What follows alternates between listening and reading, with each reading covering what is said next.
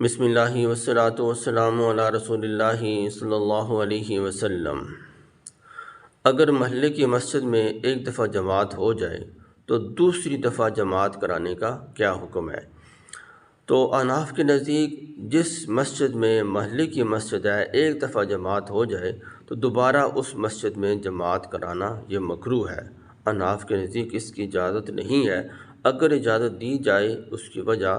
تو پھر پہلی جماعت کی وقت امید ختم ہو جائے گی جو کہ مقررہ وقت پر ہوتی ہے۔ ہر ایک کو معلوم ہے کہ فلاں جماعت کا فلاں وقت ہے اور امام مقتدی سب کچھ متعین ہے، ایک ترتیب سے نظم و ضبط سے نماز مسجد کا نظام چل رہا ہے، تو پھر اسی محلے کے لوگ آ جائیں یا دوسری آ جائیں تو وہ آ کر چند لوگوں کو اکٹھا کر کے وہ جماعت کرائیں تو یہ مکروہ ہے۔ دوسری جماعت کے لیے احناف کے نزدیک کسی کو دعوت بھی نہیں دے سکتے کہ او مل کر ہم جماعت کرا لیں، تو اس کا احناف کے نزدیک جو اجازت ہے وہ یہ ہے کہ اس مسجد کے اندر جس مسجد میں ایک دفعہ جماعت ہو جائے دوبارہ اس مسجد میں جماعت کرانا یہ مکروہ ہے، لیکن آپ جماعت کو چھوڑنا بھی گناہ ہے۔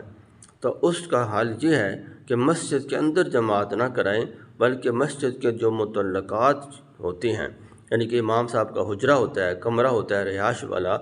یا بار درسگاہ ہوتی ہے جہاں پر بچے قرآن پاک پڑھتے ہیں، مسجد سے ہٹ کر، یعنی اس پوری مسجد سے اس پورے سین سے ہٹ کر آپ اسی مسجد کے اندر اس مسجد کے کسی کمرے میں اس کے کسی درسگاہ میں الگ مسجد کی حدود سے باہر نکل کر آپ جماعت سے نماز پڑھ سکتے ہیں، جماعت دوسری کرا سکتے ہیں، لیکن اس کی عادت نہیں بنانی چاہیے۔ ہمیشہ اول جماعت کو وقت امید حاصل ہے اسی کو ترجیح دینی چاہیے۔ دوسری بامر مجبوری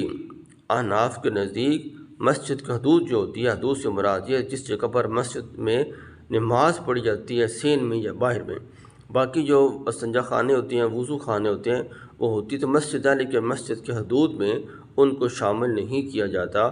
تو مسجد کی حدود سے باہر آپ احناف کے نزدیک دوبارہ جماعت کرا سکتے ہیں، لیکن اس کو عادت نہیں بنانا چاہیے۔ بامر مجبوری یہ کام آپ کر سکتے ہیں کہ مسجد کی حدود سے باہر امام کے حجرے میں درسگاہ میں بچے جہاں قرآن پاک پڑھتے ہیں اس میں یا مسجد کی حدود سے باہر جو جگہ ہوتی ہے وہاں پر آپ جماعت سے نماز پڑھ سکتے ہیں تاکہ جماعت چھوڑنے کا گناہ آپ کو نہ ہو۔ دعا کہ اللہ تعالیٰ سمجھ اور عمل کی توفیق عطا فرمائے۔